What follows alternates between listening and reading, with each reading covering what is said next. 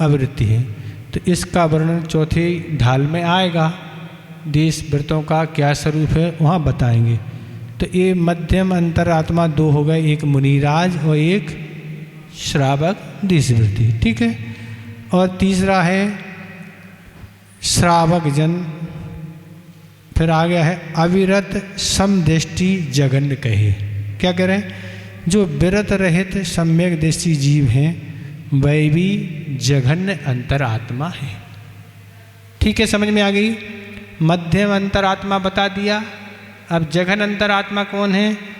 तो जो विरत रहित सम्यक दृष्टि जीव हैं वह जघन्य अंतरात्मा है, न जिनके अणुवृत्त है और न जिनके महावृत्त है, उनको अविरत सम्यक दृष्टि कहते। केवल सच्चे देश शास्त्र गुरु पर उनको क्या है?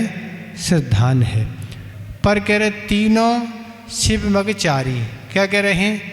तीनों शिवमगचारी। क्या कह रहे हैं? तो तीनों अंतरात्मा मोक्ष मार्ग पर चलने वाले हैं। तीनों का अर्थ क्या है? जो छठे सातवें गुणस्थान वाले हैं, अणुवृत्ति हैं और अविरत सम्यक दृष्टि है। तीनों क्या हैं? तीनों का है मोक्ष मार्ग पर चलने वाले। तो तीनों से क्या महाराज?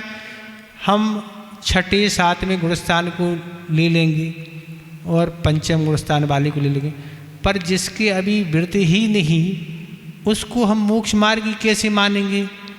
तो यही उत्तर है उसका कि भावी विज्ञापन नए की अपेक्षा से सम्यक दृष्टि को भी शिवचारी कहा, क्योंकि जिसे सम्यक दर्शन हो गया वह कभी ना कभी तो चारित्र लेगा ही।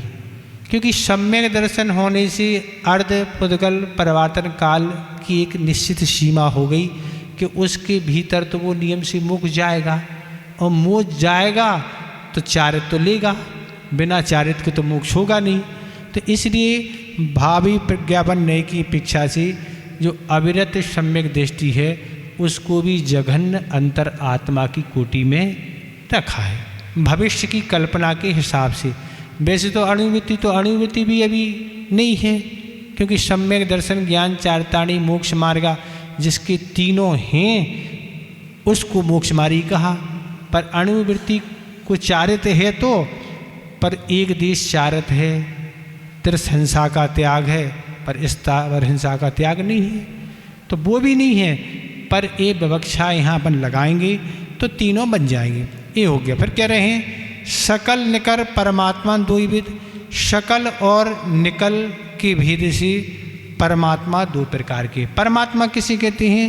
जो इसलिए नहीं हो रहा कि घात कर रहे हैं, हम कोई पुरुषार्थ करना चाह रहे, बढ़ना चाहते, नहीं बढ़ने दे रहे। ज्ञानामणि का काम क्या है?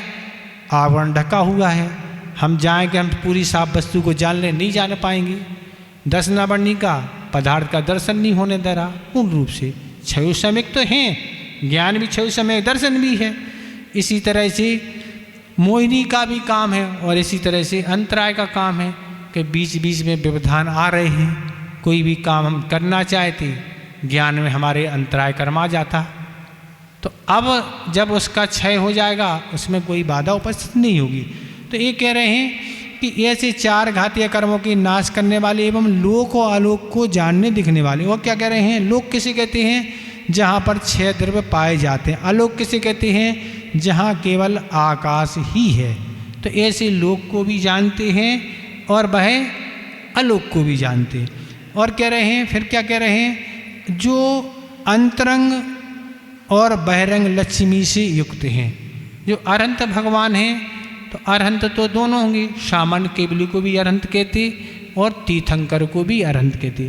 पर विशेष रूप से तीर्थंकर का वर्णन करेंगे तो उनका ही समोषण होता है, उनकी ही अंतरंग लक्ष्मी और बहिरंग लक्ष्मी होती है। सामान्य अरहंत केवलियों की अंतरंग लक्ष्मी तो सभी की होती है। आ रही समझ में? केवल ज्ञान जिसको हो गया, चार घातियों का कर्मों का नाश हो गया, तो अंतरंग लक्ष्मी तो सभी में समान पाई जाएगी। इसमें कोई अंतर नहीं रहेगा कि तीर्थंकर का केवल ज्ञान अलग हो और सामान्य का अलग हो, ऐसा कोई उसमें भेद नहीं, दोनों को समान है। क्या हो गया? एक शोरूम पर कोई वस्तु मिल रही है और एक फुटपाथ पे मिल रही है। वस्तु वही है, कोई अंतर है? स्टैंडर्ड है ना, कीमत अधिक लगेगी वहाँ पर वही है सेम। तो आप शोरूम पर जाने वाले शोरूम पर जाएंगे।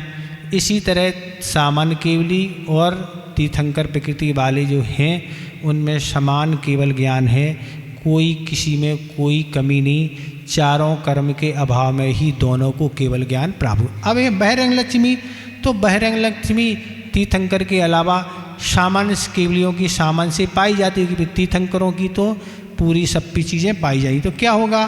तो कह रहे अंतरंग लक्ष्मी, तो ये अनंत चतुष्टय को अंतरंग लक्ष्मी कहते हैं। तो ये अंतरंग लक्ष्मी क्या? अनंत दर्शन, लोकालोक के संपूर्ण पदार्थों को सामान्य ग्रहण करने वाले, इसको कहते हैं अनंत। जितनी लोक और आलोक में जितने भी पदार्थ हैं वो सामान्य से उनका दर्शन होता है। लोक और आलोक में ऐसा कोई पदार्थ नहीं जो उनके देखने में नहीं आ रहा हो। कहीं भी दुनिया में, तीन लोक में कहीं कोई वस्तु है उनके ज्ञान से बाहर नहीं है, ये आप समझ लें। और अनंत ज्ञान क्या है? तो लोक और आलोक के संपूर्ण पदार्थ को प्राप्त हुए विशेषताओं को जानना, वो अनंत ज्ञान है। ऐसी कोई वस्तु नहीं है जो उनके ज्ञान से बाहर हो, उनके ज्ञान का विषय नहीं बन रही हो। केवली भगवान का हर वस्तु उनके ज्ञान का विषय बन रही है। पहले हम शायद आपको बता चुके, जिस तरह आप अपने हथेली पर आंवला रख लें तो आपकी हथेली पर रखा हुआ आंवला आप बहुत अच्छे से देख सकते हैं। जो भी आपको पहलू नीचे ऊपर जहाँ दिखना, आपको पूरा दृष्टिकोण, इसी तरह केवल ज्ञानियों को जिस तरह से अपन को आंवला दिख रहा, इसी तरह उनको हर वस्तु उनके ज्ञान में दिख रही है। कैसी उसकी परिणति है, क्या है, सब कुछ उन्हें जानने का कोई प्रयास नहीं किया जा रहा है, क्योंकि वो तो इस तरह ये केवल ज्ञान की विशेषता। और क्या करें? अनंत वीर, अनंत वीर का काम क्या है? अनंत पदार्थों को जानने की जो शक्ति है। तो अनंत पदार्थ हैं दुनिया में, पर उनको जानने की वह शक्ति है, ये किसमें है? अनंत वीर के सद्भाव में है। और वो केवली का कबलाहार नहीं होता, कबलाहार नहीं करते वो। कबलाहार कहता है, कबल कहते हैं गिरास को। जैसा हम आप भोजन करते ऐसा वह भोजन नहीं करते। क्या होता महाराज?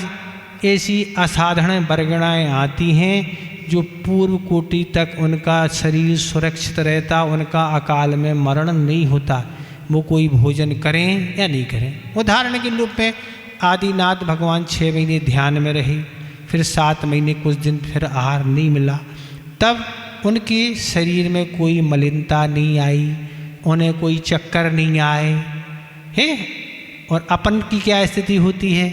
हरी भी एक दिन नहीं ली तो बस दिक्कत हो गई, बूरा नहीं लिया तो दिक्कत हो गई, नमक नहीं हुए तो चक्कर आने लगी, उल्टियाँ होने लगी, सिर दर्द करने लगा, मीठा नहीं खाया तो परेशानी। पर उनको कोई परेशानी नहीं होगी। ये अनंत वीर का काम है कि वो कुछ भी उनकी शक्ति कोई छीड़ नहीं होगी। तो ये कह रहे हैं उनमें कोई कमजोरी नहीं होती है। तो ये अनंत वीर का काम है। और अनंत सुख, तो उनके अनंत सुख भी है, सामान्य की अपेक्षा से, अपनी अपेक्षा से, सिद्धों की अपेक्षा से नहीं है, पर अनंत सुख है, उनको दुख का कोई काम ही नहीं है। और बहिरंग लक्ष्मी क्या है? तो बहिरंग लक्ष्मी समोषण आदि को बहिरंग लक्ष्मी कहते हैं। सबसे पहले सिंहासन, जो सोने का सिंहासन होता है जिसमें रत्न जड़ी रहती हैं और उस पर भगवान 4 अंगुल ऊपर बैठते हैं। सिंहासन के कहाँ? 4 अंगुल ऊपर बैठते। सोने का सिंहासन रहता है, उसमें रत्न जड़ी रहती हैं। ये सब देवों की व्यवस्था है, देव ये सारी व्यवस्थाएं करते हैं। सौदरबिंद तो आदेश देता है, एक कुबेर की व्यवस्था है। सो तो एक अंतर्मूर्त के अंदर वह कुबेर ऐसे समोषण की रचना करते। कितने? सिर्फ अंतर्मूर्त लगता है इतना व्यवस्थित समोषण बना देता है। अगर एक काम मनुष्य को दिया जाए तो 4-10 सैकड़ों समस्याएं बहाने खड़े कर दे। ये पानी बरस रहा था, हम वहाँ चले गए थे, हम वहाँ लेकिन देवों को ये सब चीज़ें नहीं, जो हुक्म आदेश है उसका पालन करना होगा और समय पर करना होगा। मनुष्यों को सौंप दिया तो काम बहुत कठिन काम है, क्योंकि मनुष्य बहुत प्रमादी होते हैं। तो कह रहे हैं दूसरे नंबर पर छत्र होता है। तीर्थंकर प्रभु के 3 लोक के नाथ होते हैं, इनके 3 छत्र लगे होते हैं। वह उनमें मोतियों लटकते हैं झालरों पर, और इस तरह से सबसे पहले बड़ा छत्र लगना चाहिए, फिर सेकंड नंबर का, फिर छोटा नीचे। कुछ लोग ऊपर लगा देते छोटा, फिर मध्यम तो बीच में रहता है और नीचे लगा देते बड़ा। पहले सबसे पहले बड़ा, फिर मध्यम, फिर छोटा नीचे। ऐसे 3 लोग के वह नाथ होते हैं। तो ये 3 छत्र लगे रहते हैं। महाराज क्या पानी बरसता है वहाँ, तो क्या छत्र से पानी रुक जाएगा क्या? पानी तो बरसेगा नहीं, न पानी बरसता है न धूप उन्हें लगती है, उन्हें कोई समस्या नहीं। पर ये तो सब वैभव हैं। चमर तो भगवान तीर्थंकर प्रभु के 64 चमर होते हैं। भगवान तीर्थंकर 64 रिद्धियों के धारी होते हैं। 64 रिद्धियाँ होती हैं, इसलिए उन्हें 64 रिद्धियों से संपन्न हो गए। 32 यक्ष द्वारा 64 चमर ढुलाई जाती, 32 यक्षों के द्वारा। तो ऐसे दोनों तरफ रहेंगे, 16 और 16 32 हो जाएंगे। 64 चमर ढुलाए जाते हैं। तो महाराज उनको गर्मी लगती है, भाई तो 18 दोषों से रहित होते हैं। ना उन्हें गर्मी लगती है, ना उन्हें सर्दी लगती है, कुछ नहीं होता है। ये तो सब वैभव हैं। चौथे नंबर पर भामंडल है। तो भाई महातेज पुंज धारक ऐसा भामंडल होता है, जिसके कारण रात और दिन का भेद नहीं होता है। भामंडल इतना तेज प्रभावशाली होता है कि उसके आगे सारे पदार्थ जो भी ज्योतिमय हैं सारे फीके पड़ जाते। तो समोषण में स्थित जीवों के 3 भाव, भूत के, एक 3 भविष्य के और एक वर्तमान के। ऐसे उस भावमंडल में हर जीव के 7 भाव दिखते हैं।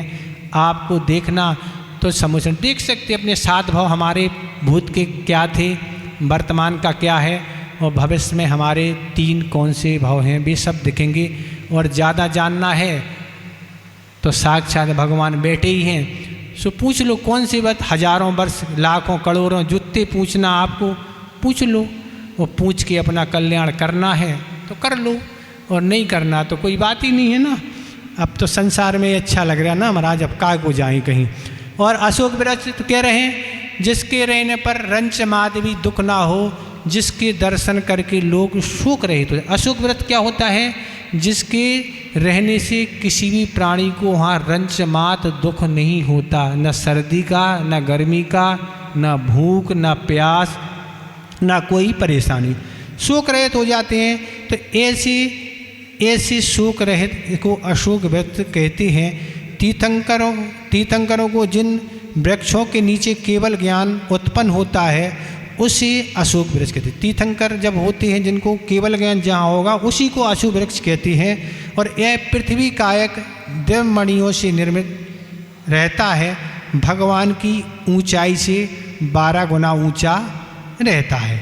और समोषण में तीर्थंकर पृथ्वी के ऊपर लगा रहता है, उसको अशोक वृक्ष कहते हैं। 6 नंबर का है देव ध्वनि, देव दुंदुभि। तो आकाश के सब ओर से शब्द करती हुई देवों के द्वारा बजाई हुई दुंदुभि अर्थात नगाड़ा। तो इस तरह से जब भगवान समोषण विराजते हैं तो आकाश में सब ओर से शब्द करता है, देवों के द्वारा नगाड़ा एक बजाया जाता है। वह चिल्ला चिल्ला कर संकेत देता है कि ये जगत के प्राणी तुम मोह को छोड़ के भगवान का समोषण लगा हुआ है, तुम यहाँ आ जाओ। किस लिए? अगर तुम्हें अपना कल्याण करना है तो प्रमाद आदि को छोड़ के भगवान के समोषण में उनकी वाणी का पान करने आ जाओ तो तुम्हारा कल्याण हो जाएगा। यह संदेश वह नगाड़ा देता है, देवों के द्वारा बजाया जाता है। एक तरह से सूचना है। जैसे आपके यहाँ कोई कार्यक्रम होता है तो माइक से नगर में सूचना दी जाती है, उस समय माइक तो था नहीं। तो इस तरह से वह नगाड़ा इस बात की सूचना कर रहा है कि भगवान का समोषण आ चुका है, आपको आना है। तो कल्याण के लिए आ जाइए, पधार जाइए। और नहीं पधारना है तो आप जहाँ पधारे वहाँ अच्छे से पधारें। हाँ, पुष्प वृष्टि तो उच्च क्वालिटी के अनेक प्रकार के सुंदर पुष्प होते हैं, वो गिरते हैं। वो कभी उल्टे नहीं गिरते हैं। कैसे गिरते हैं? सीधे ही गिरते। अगर आपके द्वारा अब आयोजन में बरसाए जाते हैं तो उल्टे भी गिरते हैं पर सीधे भी गिरते। पर जो पुष्प वहाँ बरसाए जाएंगे वो जो जहाँ लगा रहता है वो हिस्सा नीचे रहेगा, ऊपर वाला हिस्सा ऊपर है, उल्टे नहीं गिरेंगे। तो ये भगवान के चरणों में आने वाला व्यक्ति क्या कर रहे हैं? वो उल्टे का अर्थ नहीं गिर रहे, सीधे गिर रहे। तो वो ये पुष्प ये सूचित कर रहे हैं कि भगवान के चरणों में जो आता है वो दुर्गति का पात्र नहीं होता है, वह उत्तम गति को ही प्राप्त होता है। तो इस तरह ये है। 8वें नंबर है दिव्य ध्वनि। तो ये 18 महाभाषा और 700 लघु भाषा में ये सब जीवों को समूषण में अपनी अपनी भाषा में समझ लेते हैं। उदाहरण के रूप में आज विधानसभा और लोकसभा इस तरह के यंत्र लगे रहते हैं कि जिस राज्य से कोई जैसे सांसद लगी हुई है दिल्ली में और अनेक राज्यों से व्यक्ति आए, अब सभी हिंदी नहीं समझते। अब जो लोक सभापति है वह अपनी बात सबके सामने हिंदी में रख रहा, पर हिंदी आती नहीं। कुछ राज्य ऐसे होंगे जिनको हिंदी नहीं आती, तो ऐसा एक यंत्र रहता है कि उस यंत्र से जिस टेबल पे जो जिस राज्य का व्यक्ति अन्य भाषा में जानकार है उसको उस सुनाई बा देगी। तो इसी तरह ये समोषण में मागध नाम के देव होते हैं, उनकी व्यवस्था होती है। जहाँ से भी जिस भाषा के लोग आए हैं भगवान की वाणी उस भाषा में उनकी समझ में आएगी। इसलिए कह रहे हैं कि सभी को अपनी अपनी भाषा में समझ में। ऐसा नहीं हम वहाँ समोषण गए थे, भगवान तो हिंदी में बोल रहे थे, हमें हिंदी आती नहीं, हमें कुछ समझ ही में नहीं आया, ऐसा नहीं होगा। जो जिस भाषा का जानकार है उस भाषा में उसको वह वाणी समझ में आएगी। और कितने ही दूर तक कोई बैठा है सब कुछ स्पष्ट समझ में आएगी। तो ये सारी व्यवस्थाएं दिव्यध्वनि होती हैं। तो ये कह रहे हैं ये अंतरंग लक्ष्मी और बहिरंग लक्ष्मी है। सकल परमात्मा का अर्थ क्या है? सा का अर्थ होता है सहित और कल का अर्थ होता है शरीर। जो परमात्मा शरीर से सहित हैं उन्हें अनंत परमात्मा कहते हैं। जिनका अभी शरीर विद्यमान है, कब तक शरीर है? 14वें गुणस्थान के अंत समय तक शरीर रहेगा। जब तक संसार में है तो शरीर है, और जैसे ही कर्मों का अभाव होगा, तीर्थंकर प्रकृति की, तीर्थंकर जिनकी प्रकृति है उनकी ऐसी 85 और बाकी सामान्य की 84, ऐसी प्रकृतियों का जैसे ही क्षय होगा तो वह मोक्ष चले जाएंगे, शरीर ही छूट जाएगा। तो ये अनंत परमेष्ठी सकल परमात्मा है। इस तरह यह है आपका ये 5वां नंबर दुआ हो गया। इसमें आपको कुछ पूछना तो आप पूछ लें। ठीक हो गया? पूछना तो नहीं है कुछ?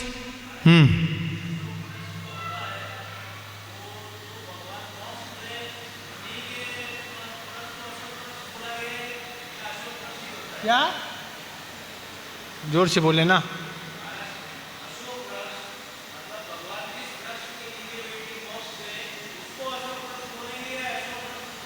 समोषण से मोक्ष नहीं जाते कभी। जिनको भी मोक्ष होता समोषण का तो त्याग करनी पड़ता है।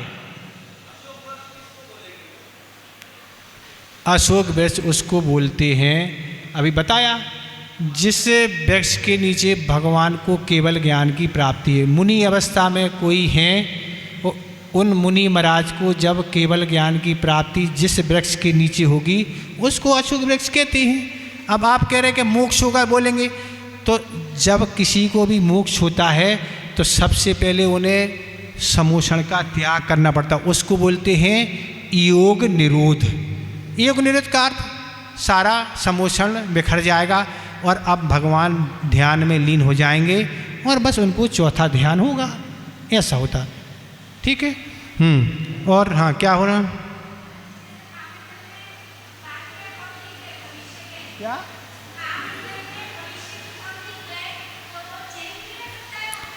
कर सकता है चेंज, मन से नहीं भावों से होगा, मन से क्या होगा।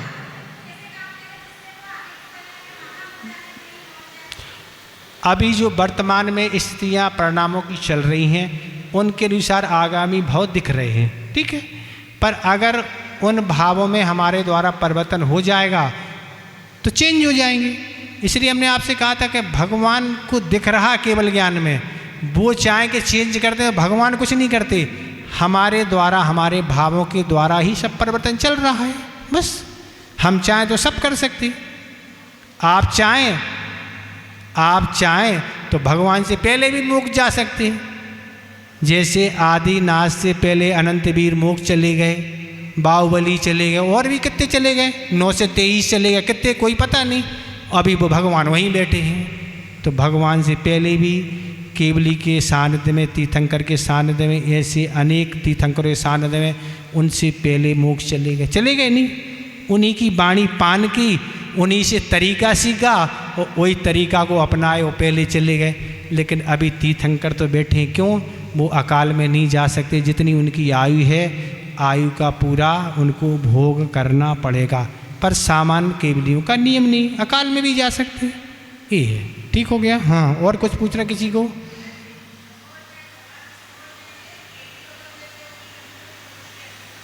फिर से बोले, आवाज़ नहीं आ रही ना, यहाँ अलग चल रही वो। हाँ,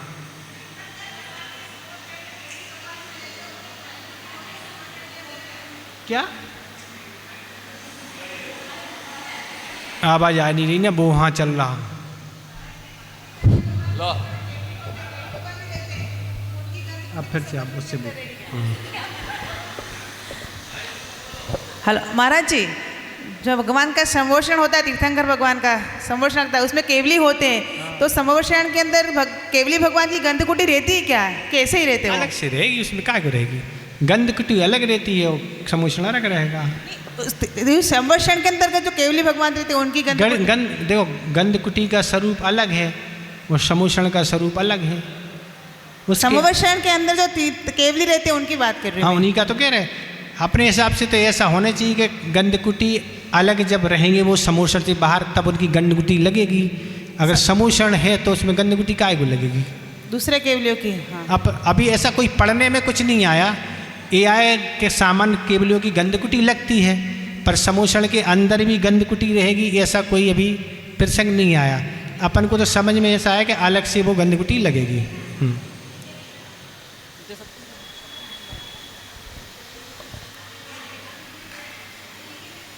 ठीक हो गया। हाँ, और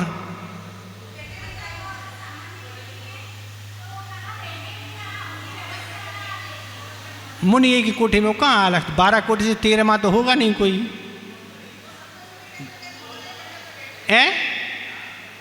12 से ज़्यादा तो सभाएं होंगी नहीं, 12 सभाएं तो रहेंगी। नहीं महाराज जी, वो 7वीं भूमि के बाद महोदय मंडप रहते हैं, उसके अंतर्गत केवली भगवान बैठते हैं, दूसरे केवली बैठते हैं।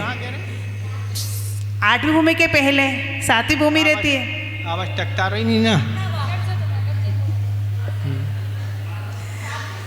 8वीं भूमि के पहले, श्री मंडप भूमि के पहले 7वीं भूमि है, और वहाँ जो 9 स्तूप है उसके बाद में महोदय मंडप रहते हैं, उसमें केवली भगवान और शुद्ध केवली बैठते हैं। पता नहीं तो उनमें गंधकुटी होती है क्या? अपन को ऐसा समझ में नहीं आ रहा कि 12 सभाओं से बाहर कोई केवली बैठे। आपको समझ में आ रहा है ऐसा क्या? 12 सभाओं से अलग से कोई बैठे? बताओ ना। चाहे गणधर हो और चाहे मुनिराज, आचार्य आदि उपाध्याय कोई भी हो या केवली हो, वो कोई 12 सभाओं से बाहर बैठे, ऐसा आएगा कोई? बैठे तो 12 सभा में रहेंगे, और 12 में जो उत्कृष्टता रहेगी सभा में उसी में रहेंगी। उत्कृष्ट 12 में जो संयमी बैठे मुनिराज उन्हीं में बैठेंगे कि अलग से बैठेंगे? या तो वे 13 हो जाएंगी, एक केवली की अलग से लगेगी, 12 सभा में एक अलग से सभा लगेगी ना।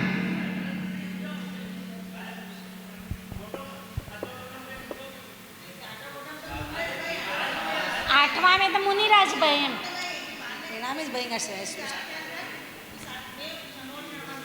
अभी तो अपन ये समझ रहे 12 सभाएं हैं, और 12 में जो उत्कृष्ट सभा है बैठेंगे तो उसी में 4 देवियों की हो गए और 4 देवों की हो गए, एक तिरंच क्या हो गया। ठीक है, तो इसमें तो अब रहेंगी नहीं। हैं, एक सामान्य मनुष्यों का हो गया। इस तरह से अब इसमें तो रहेंगे नहीं। अब ये मुनि और आर्य उत्कृष्टा उसी में आर्का का अलग नहीं है, आर्काओं का महिलाओं के साथ रहेगा। हाँ, शाविकाओं के साथ। तो इस तरह से अपन विचार करें, या तो फिर 13वीं सभा बनाने पड़ेगी या 12 सभा से बाहर बैठेंगी, ये व्यवस्था आएगी। इस विषय को देखना पड़ेगा। अभी कोई ऐसी ज़्यादा चर्चा नहीं आई हमारे हिसाब से, तो जिसमें गणधर आदि रहते होंगे उसी सभा में सामान्य केवली रहते होंगे, और कहाँ रहेंगे बताओ ना। या 13वीं सभा बनाना पड़ेगी अलग से, या फिर 12 सभा से बाहर रहेंगी, ऐसी क्या व्यवस्था रहेगी। अभी ऐसी कोई चर्चा नहीं आई इस विषय में, कहाँ कैसे बैठते हैं इस विषय को अभी। क्या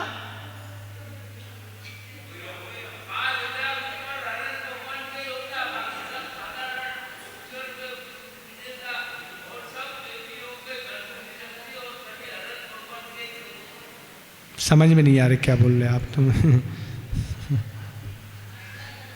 ठीक है, देख लेंगे हम विषय को।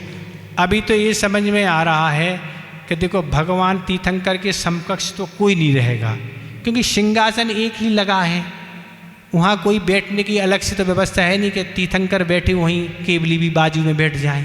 ऐसा तो है नहीं कोई व्यवस्था। है व्यवस्था बताओ आप। तो सब बैठेंगे तो 12 सभाएँ नीचे लगी वहीं बैठेंगे, और क्या, ये व्यवस्था बनेगी। करेंगे इस विषय को, देखेंगे, चर्चा करेंगे। अपन को अभी कुछ ऐसी अलग से सुनने में नहीं आई। अपन को तो यही आया सामान्य केवली भी समोषण में रहते हैं, पर कहाँ कैसे रहते ये कोई चर्चा नहीं आई। अपना तो यही भाव है कि रहेंगे तो उत्कृष्ट कोटे में ही, जो भी 12 कोटों में उत्कृष्ट कोटा होगा उसी में रहेंगे। ये तो कॉमन सेंस की बात है ना। किसके साथ बैठ जाएंगे, देवों के साथ बैठेंगे क्या? बस उत्कृष्ट गणधर रहेंगे, मुनि रहेंगे, आचार्य रहेंगे, उसी में रहेंगे बस, और क्या। आगे पीछे का ये व्यवस्था हो सकती, कोठा तो एक ही है, उसी में जो विशेष अतिथि होते, VIP होते, अलग से आगे बैठा ले, ऐसी वहाँ कोई होगी व्यवस्था। हो क्या, कुछ ना कुछ होगा। और उनके कुछ प्रातिहार वगैरह तो होते हैं सामान्य केवलियों की, और कुछ ऐसी व्यवस्था होगी, या हो सकता उसी में गंधकुटी लगती हो। कैसी क्या व्यवस्था है एकदम इसके बारे में एग्जैक्ट जानकारी नहीं है। हाँ ठीक है, और कुछ तो नहीं पूछना। छठा दोहा आ रहे आगे। अब निकल परमात्मा का स्वरूप क्या है, सकल परमात्मा का स्वरूप बता दिया। अब निकल परमात्मा क्या होते, ये छठा दोहा आ रहा है, इसका उच्चारण। ज्ञान शरीरी त्रिविध करमल, ज्ञान शरीरी त्रिविध करमल, वर्जित सिद्ध महंता, वर्जित सिद्ध महंता, ते हैं निकल अमल परमात्म, ते हैं निकल अमल परमात्म। भोगई सर्व अनंता, भोगई सर्वे अनंता, बहरातमता हे जानी तजी, बहरातमता हे जानी तजी,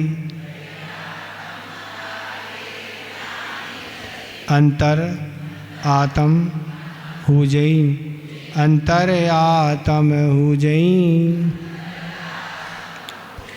परमात्म को ध्याय निरंतर, परमात्म को ध्याय निरंतर, जो नित्य आनंद पूजई, जो नित्य आनंद पूजई, ज्ञान शरीरी त्रिविध करमल, वर्जित सिद्ध महंता, तेहे निकल अमल परमात्म, भोगई सर्वे अनंता, बैरातमता हे जानी तज, अंतर आत्म हुजई, परमात्म को ध्याय निरंतर, जो नित्य आनंद पूजे।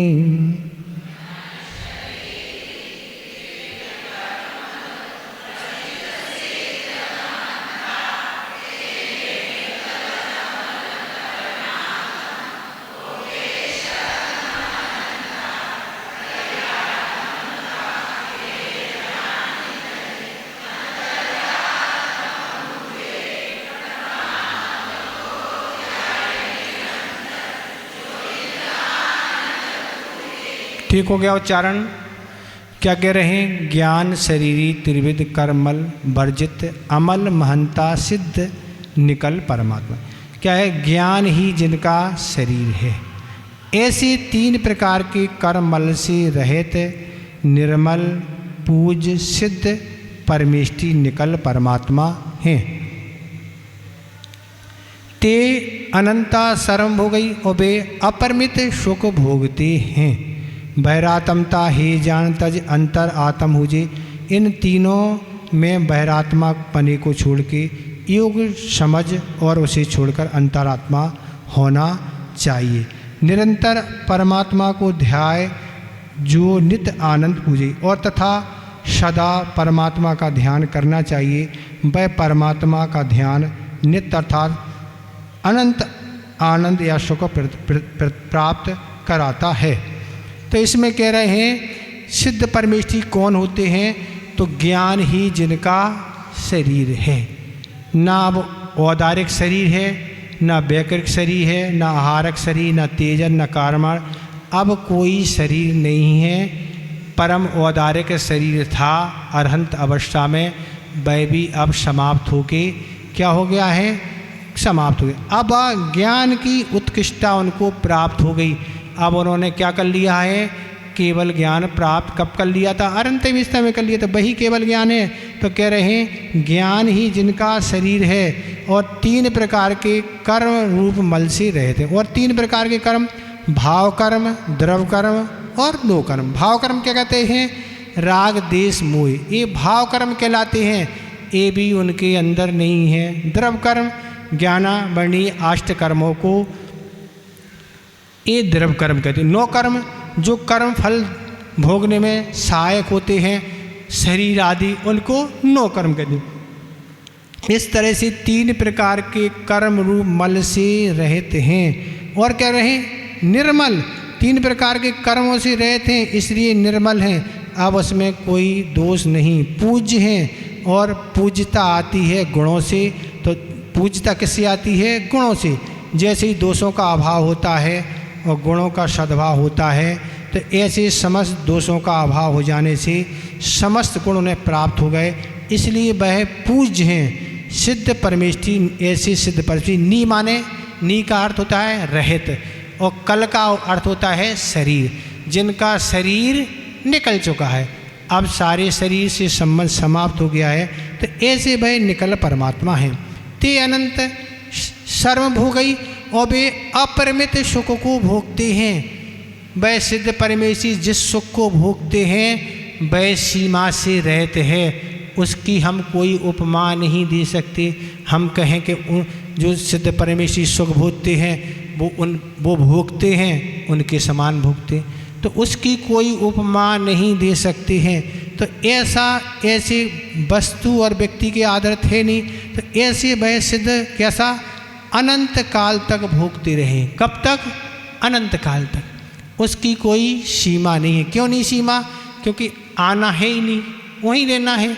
और कर्मों का योग संयोग बने तो सुख में कमी आए, पर कर्म का पूर्णता ही अभाव हो गया, इसलिए कर्म का उदय आना नहीं है, इसलिए वहीं रहना है और अनंत काल तक सुख भोगना है।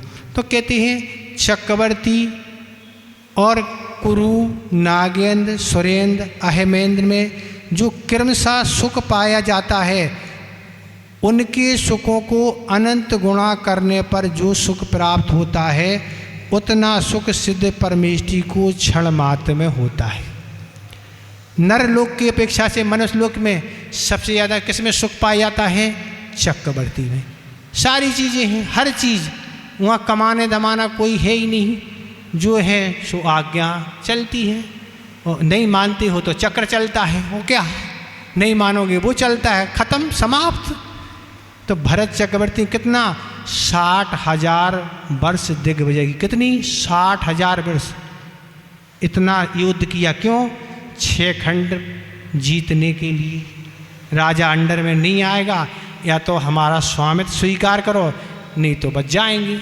तो ऐसे कह रहे हैं, इस तरह चक्रवर्ती का जो सुख है, नागेंद्र हैं, सुरेंद्र हैं और अहिमेंद्र हैं। अहिमेंद्र तो 16 स्वरूप के ऊपर पाए जाते हैं। तो ऐसे उनमें जो सुख पाया जाता है, उससे भी अनंत गुना सुख, उससे भी जितना सब में पाया जाता, उससे अनंत गुना सुख सिद्ध परमेश्वरी को एक क्षण में होता है।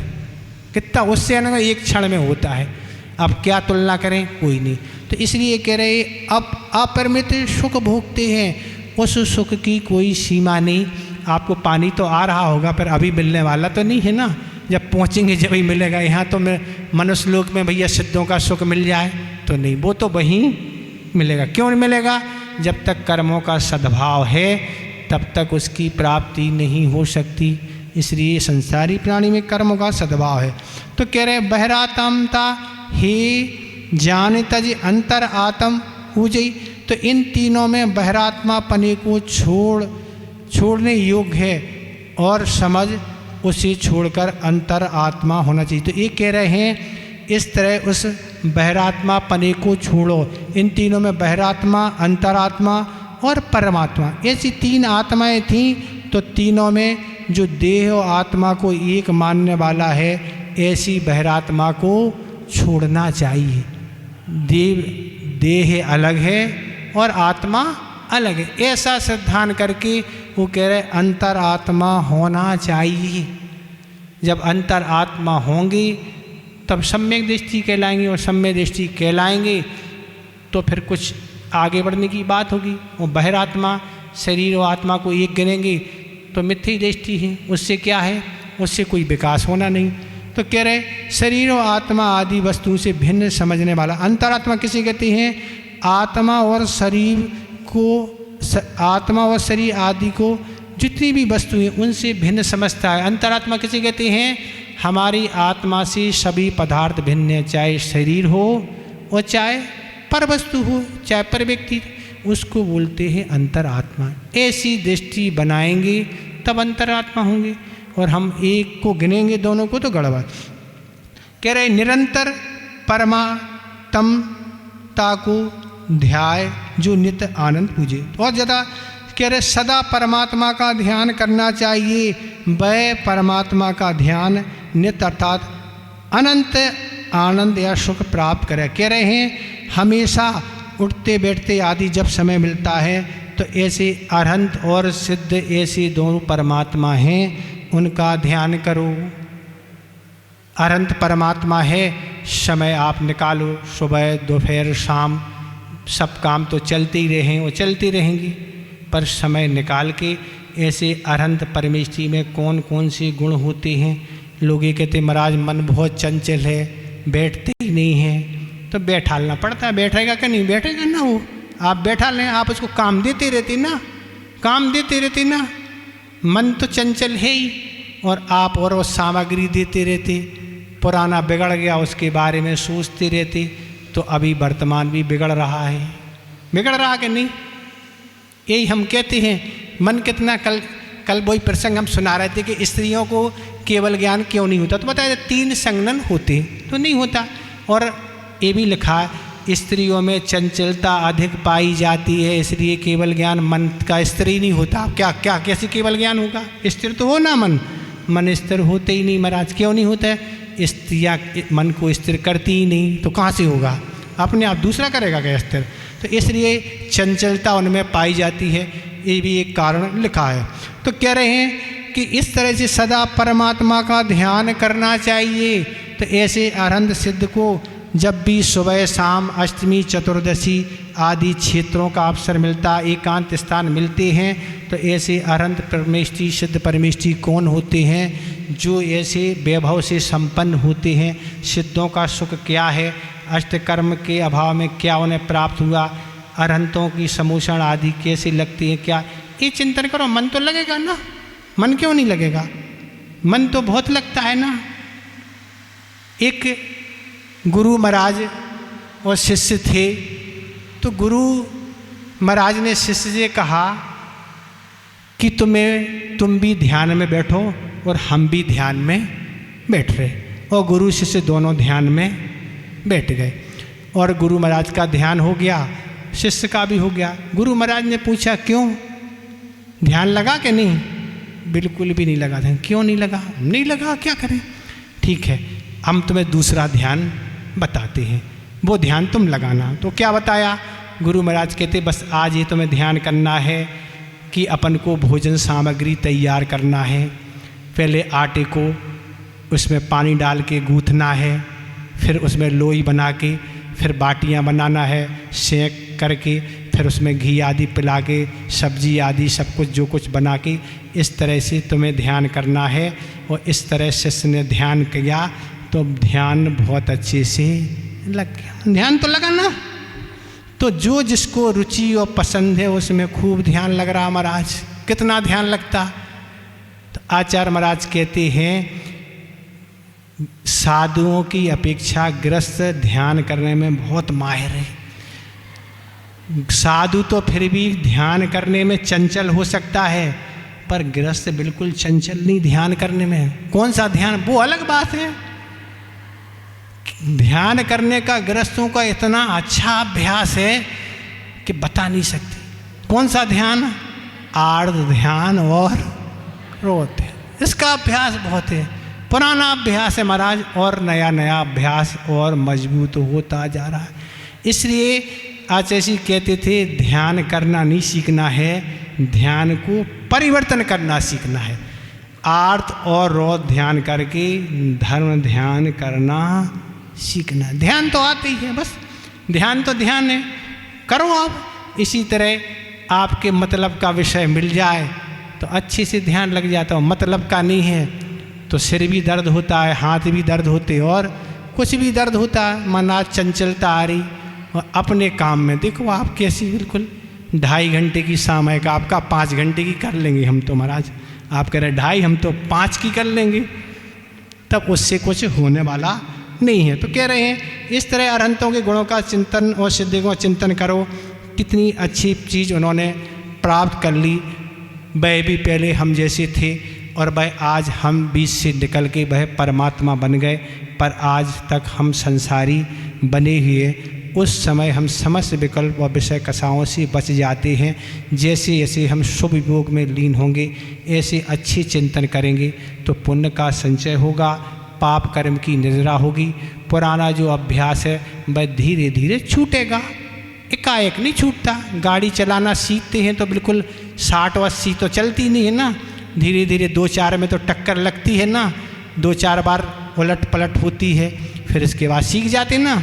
रोटी बनाना भी जल्दी नहीं आ पाता, उल्टी सीधी बनती है ना पहले, तो फिर सीधी सीधी बनना लगती है। इस तरह यह भी आपका दोहा हो गया। इसमें आपको कुछ पूछना हो तो आप पूछ लें। पूछना, इसमें तो सब समझ में आ गया होगा वैसे। ठीक है।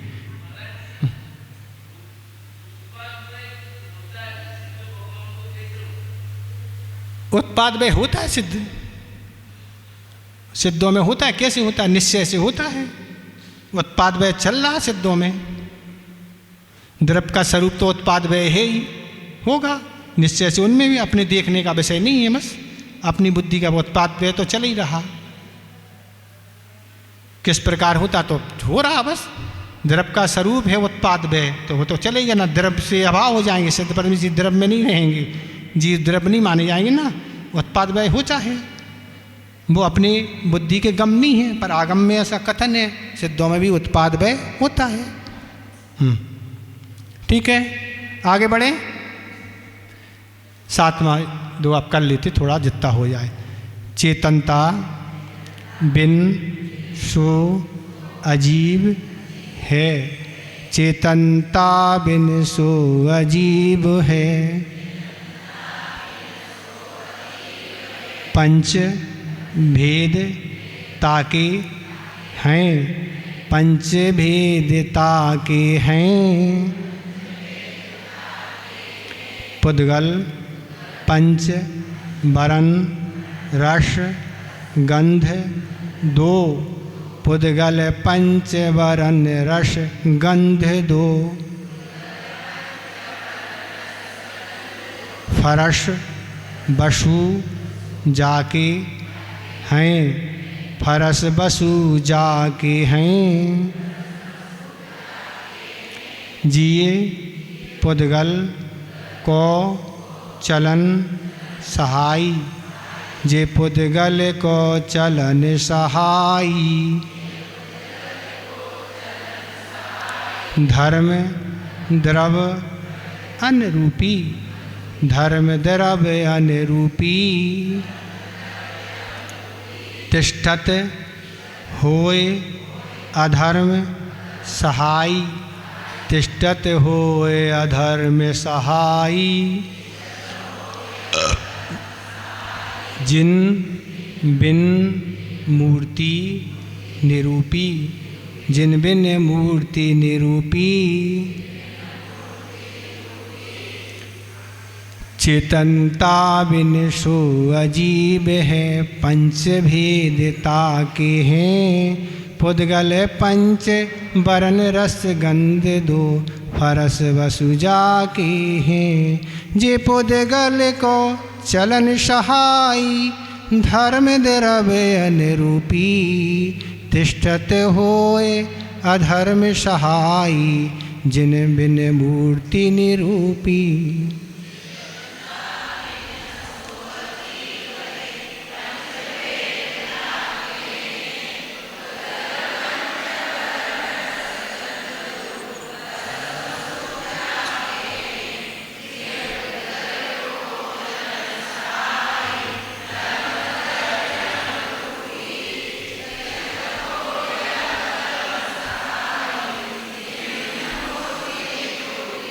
ठीक हो रहा है उच्चारण, कहीं कोई कठिनाई नहीं हो रही।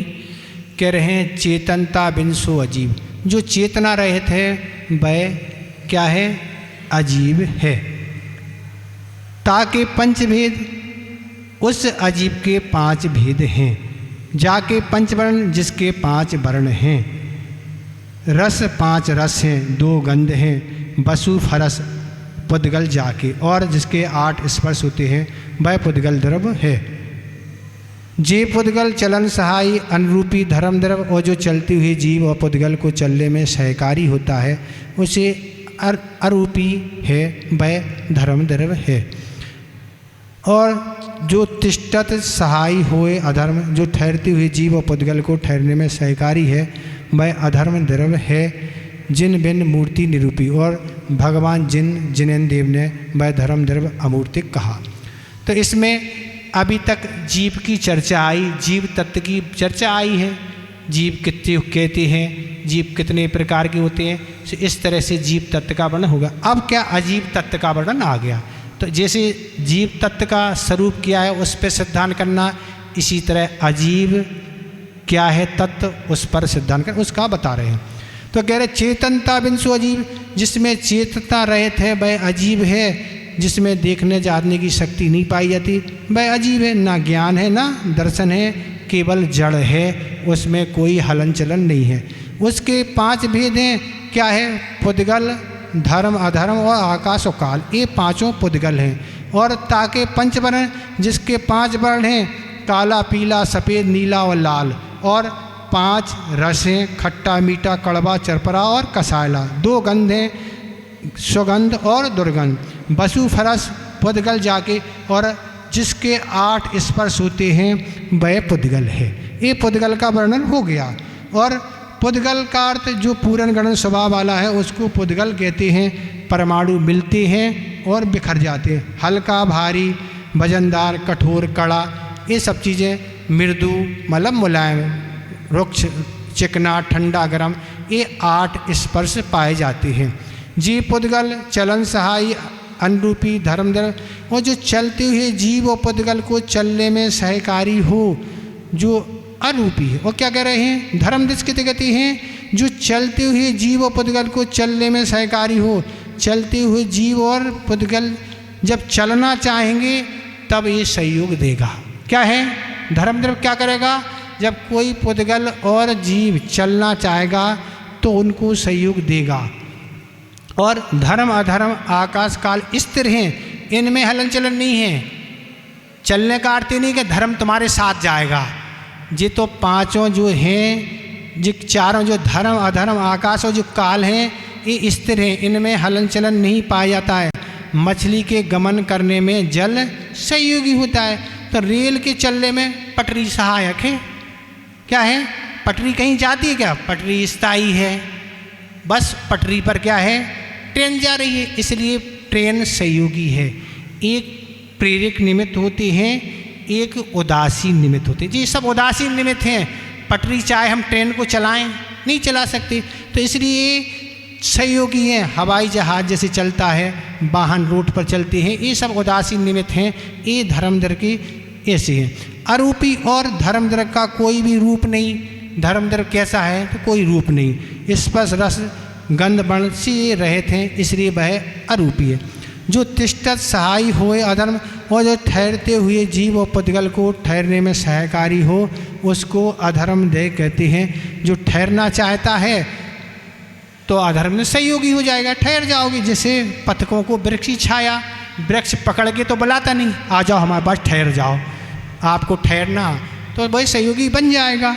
क्योंकि अगर एक धर्म द्रव्य क्या करेगा? चलाने में सहयोगी होगा, और धर्म ठहरने में, तो दोनों एक रोकेगा और एक चलाएगा, तो पुद्गल और उसकी क्या स्थिति होगी? फिर जीव की हालत ही खराब हो जाएगी। इसलिए उदासीन निमित्त हैं। जो चलना चाहता सो चलाएंगे, और जो ठहरना चाहेगा तो ठहरेंगे।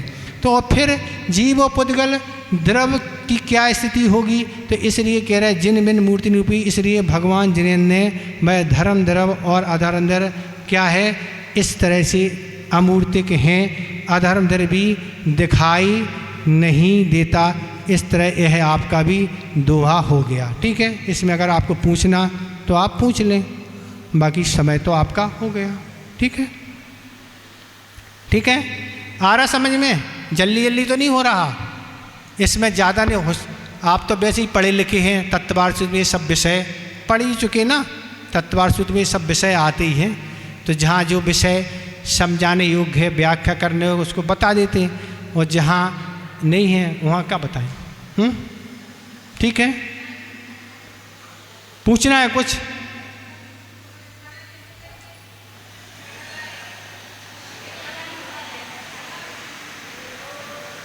क्या? बिल्कुल आवाज़ नहीं आ रही, वो चल रही ना ऊपर, आवाज़ नहीं आती ना, ऊपर मशीन चल रही। महाराज जी ऐसे बोल रहे कि एक एक ढाल पूरी बोलवाओ, यूँ उनको याद हो जाएगा अच्छे से। क्या बोलवाओ?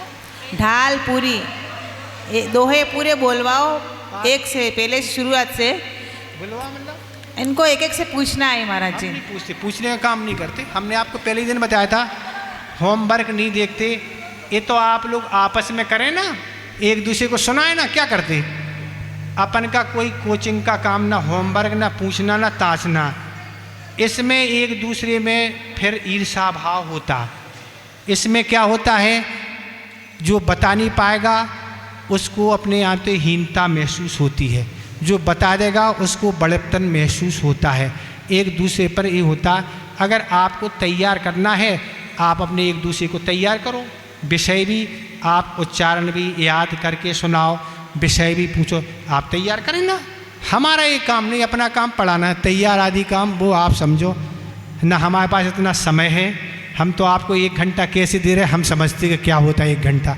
हमने महाराज से भी कहा कि जल्दी समाप्त करना है, हमने कहा तीसरी ढाल शुरू हो गई, हमने कि जल्दी समाप्त करना है, कल नहीं पर्व तक नहीं, हमने जल्दी कर देंगे, समय नहीं है जल्दी, फिर दूसरे महाराज पढ़ाएंगे आपको। ठीक है, हाँ हो गया। संस्मरण देखें, 4 तो बजे यहाँ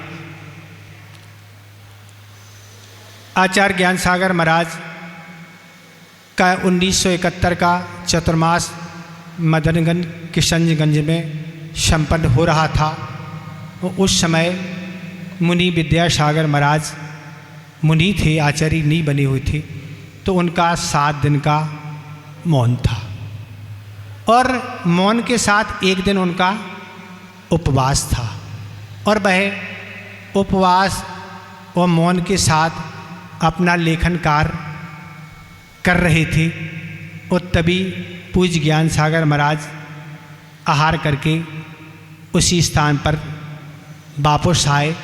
चूँकि आचार्य ज्ञान सागर महाराज को पैर में साइटिका की दिक्कत थी और आहार करने में भी दिक्कत होती थी, उठने बैठने में भी परेशानी होती थी। तो जैसे ही वो आहार करके आते थे तो छुल्लक जी उनको थोड़ा सा घुमाते थे। और इस तरह से आहार करके जैसे ही आए पूज्य ज्ञान सागर जी महाराज जी, और छुल्लक जी उनको वहीं हाल में घुमा रहे थे। और यहाँ मुनि विद्यासागर महाराज जी अपना लेखन कार्य कर रहे थे। तभी अजमेर के सेठ भागचंद जी सोनी दर्शन करने आए। वो आचार्य ज्ञान सागर के बहुत आनंद भक्त थे। तो जैसे ही वह आए और उन्होंने आचार्य मुनि विद्यासागर महाराज को नमोस्तु किया, उनने ज़्यादा देखा कुछ नहीं और हाथ उठा के आशीर्वाद दे दिया, अपने काम में लगे गए। ये सब दृष्टि जब ज्ञान सागर जी महाराज के ऊपर पड़ी कि विद्यासागर जी अपने लेखन कार्य में लगे हैं, लोग आ रहे जा रहे दर्शन कर रहे, पर वो तो ना दृष्टि को उठाते हैं न किसी से वार्तालाप नुकस करना। तब वह पूज्य ज्ञान सागर जी छुल्लक जी बोलो, छुल्लक जी से कहते हैं, छुल्लक जी देख लो, चौथे काल में ऐसे साधु हुआ करते थे जैसे ये विद्यासागर हैं। क्या कहा? चौथे काल में ऐसे साधु होते थे जो ऐसे विद्यासागर हैं, जो अपने काम में लगे हुए हैं, किसी से कोई मतलब नहीं, यही साधना ही मोक्ष मार्ग के लिए क्या है, विकास के लिए कारण है। तो दुनिया से तो दुनिया को प्रशंसा मिलती ही है, पर ऐसे आचार्य श्री को अपने गुरु से प्रशंसा मिली, ये कितनी महत्वपूर्ण बात है। गृहस्थ और दुनिया तो दुनिया की प्रशंसा करते ही हैं, पर गुरु ही उनकी प्रशंसा कर रहे कि चौथे काल के साधु देख लो। तो आचार्य महाराज की ऐसी चर्या है। ऐसे अनेकों संस्मरण है, जब जो ध्यान आता तो सुना देते, अब क्या आएगा बाद में सुना देंगे। बोधि समाधि परिणाम शुद्धि स्वात्मोपलब्धि शिव शौक सिद्धि चिंतामणिम चिंतित वस्तु दाने तुम वंद मानुष ममास्तु देवी।